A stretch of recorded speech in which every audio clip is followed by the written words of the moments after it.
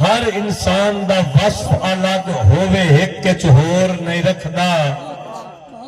डाकू ते चोर दा फर्क जिवें डाकू दिल कमजोर नहीं रखदा। जेड़ा पखनू जेड़ा सोहना पखनू बेशक होवे, मोरा वर्गी टोर नहीं रखदा। सोना कीमती ना जरूर होंदा, लोहे जितना जोर नहीं रखदा। मेहरबानी जी, शुक्रिया। मैं भाई हुणे दो बजुर्ग दे सुना के ते मुड़